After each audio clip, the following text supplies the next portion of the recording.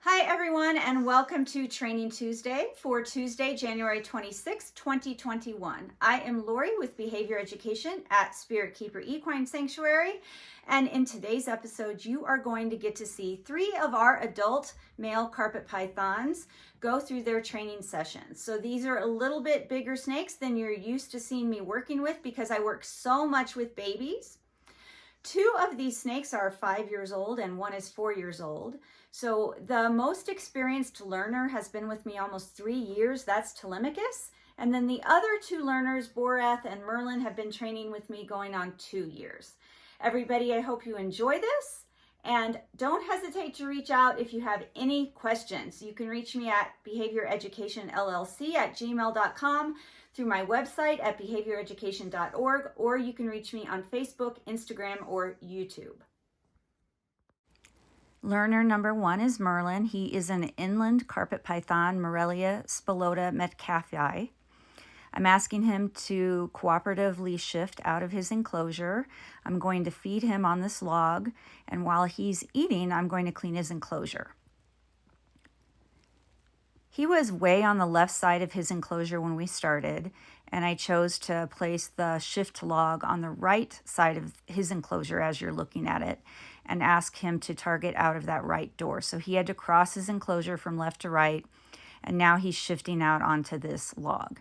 I decided I would move to the end of the log to put myself in a better position to direct him, because I ultimately want him at the very bottom of this log with his head, so that gets his entire body out of his enclosure. He's being very cautious as he shifts out, and that is totally understandable. This is the first time I've used this particular log to shift any of the snakes. It's a very thick, fat log, and although Merlin's an adult carpet python, he still has to be careful to balance on this log. When he gets to exactly where I want him, I deliver his reinforcement after having asked him to hold for just a few seconds. And I'm holding on to the prey item so that I can help him balance while he has time to adjust his body and grip around this log before I leave him to his own devices. Now I've cleaned his enclosure and I'm finished. I want him to cooperatively shift back up into his enclosure, and that's what I'm asking him to do now. It's even going to be a little harder for him to balance because now he has a meal in his stomach, and so he has to be extra cautious as to how he distributes his weight as he moves up this log and back towards his enclosure. So I've chosen to stand to the left of the enclosure and stick the target through the left enclosure door. And when I say left and right, it's as you're looking at the enclosure, as if you were facing it. So this way I can reach my arm and the target stick through, and I can target him up the log and through the right enclosure door. But then I'm able to back up from where I'm standing and move the target from right to left across the enclosure. And that is so that I can get his entire body back into his containment pen. And then I'm able to close the doors and move the log. So that's what we're in the process of doing now. It's oftentimes a slower process to get them back into the enclosure than to get them out once they're experienced learners, because they enjoy the freedom of being out of the enclosure, and sometimes they find that more reinforcing than the food reward that they know they're going to earn as reinforcement when they get back inside the enclosure. He's also not as quick because he's got one food item already in his stomach, and he's moving more slowly, and there's some appraisal going on here and some thinking going on as to whether or not he wants to go back in the enclosure or he'd rather stay out and have his freedom. Thankfully for me, he does what I want him to do, and he shifts back into his enclosure.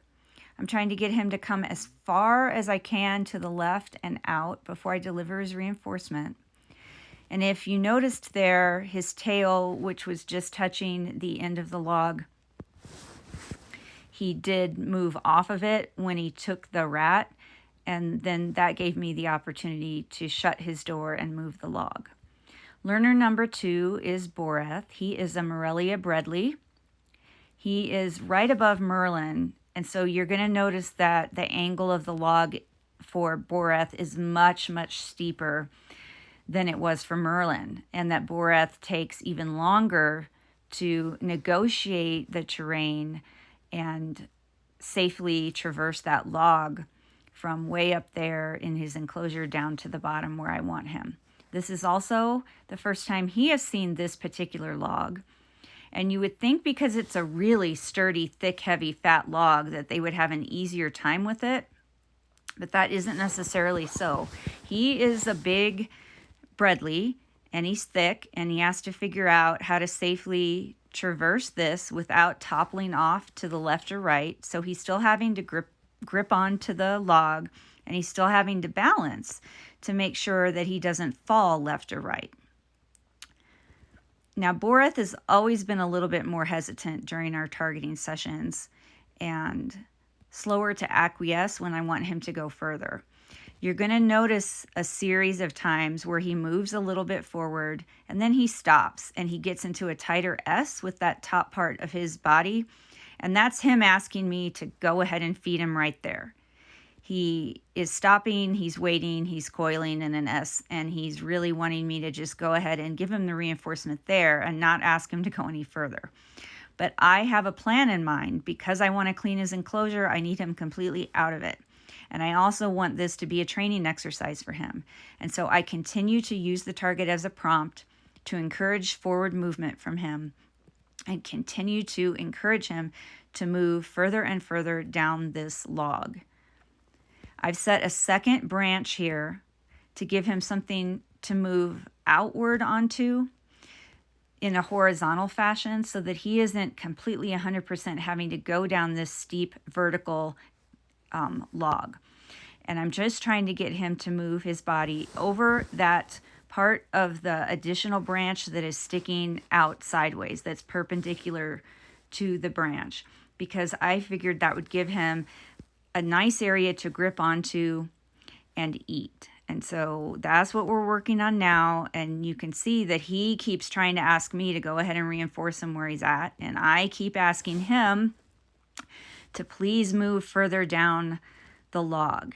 And when we get to a point where I feel like I've stretched him both mentally and physically just about as far as is fair to ask him under these circumstances, I go ahead and give him the reinforcement.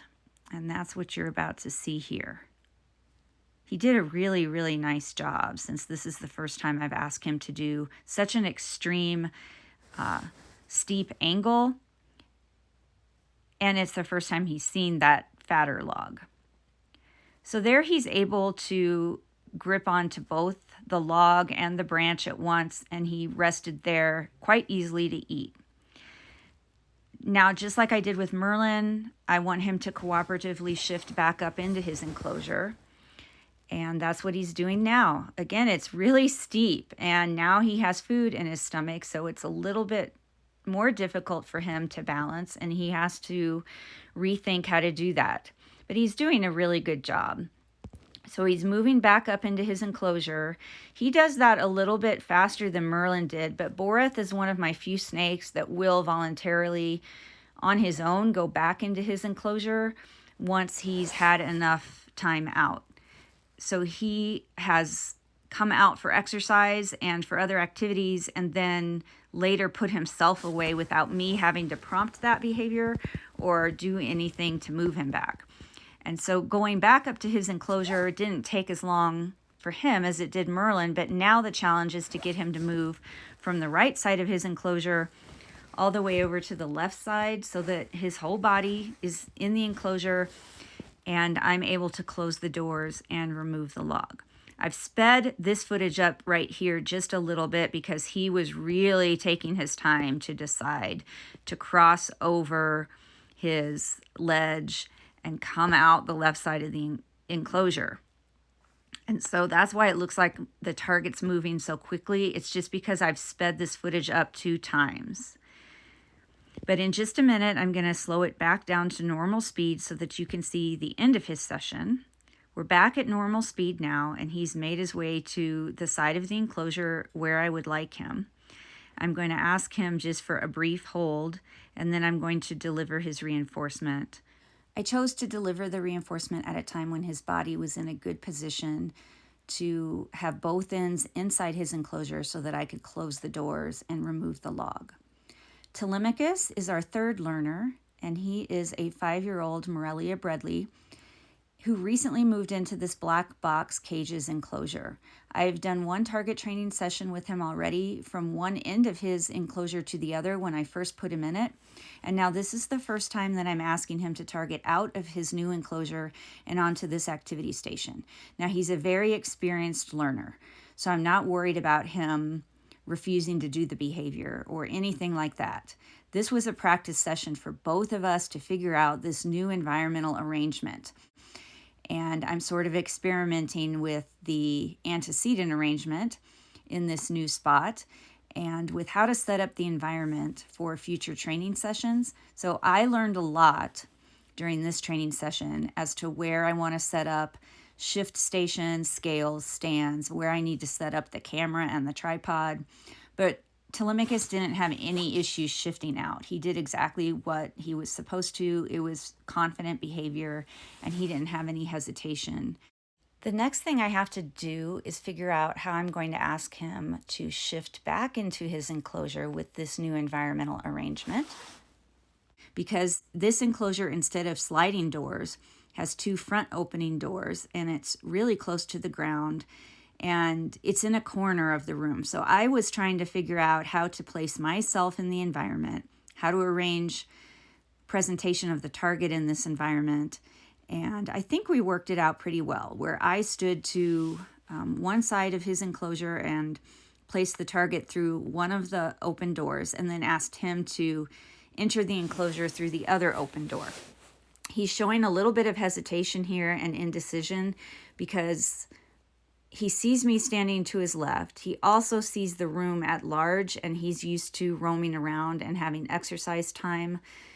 And I think he was trying to determine if he wanted to actually go back in his enclosure or if he wanted to possibly stay out and get some exercise and freedom. Thankfully, he decides to come back into his enclosure, and I'm targeting him from the right side of his enclosure as you're viewing it to the left side. And I didn't ask him to move all the way in because this is the first time that we're doing this cooperative shifting setup. And I know that he's an experienced learner. I just wanted to basically use this as a test as to how to best set everything up. And even though he wasn't 100% in his enclosure when I delivered reinforcement, it was fine because I knew that I could easily move his back end. And if you notice, I moved it not just randomly into the enclosure, but I set his tail on a log that he would be able to wrap around while he was eating. And then I just make sure all of his body's in the enclosure before I shut the doors. He has no problem with that because I've been working with him going on 3 years. He's an experienced learner and he's experienced with handling. So that all worked out really well.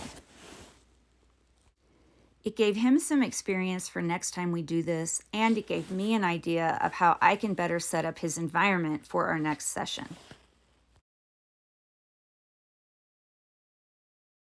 Thank you so much for watching. I hope that that was enjoyable to you, but I hope that it was also educational. Until next time, everybody, please be kind and love your animals.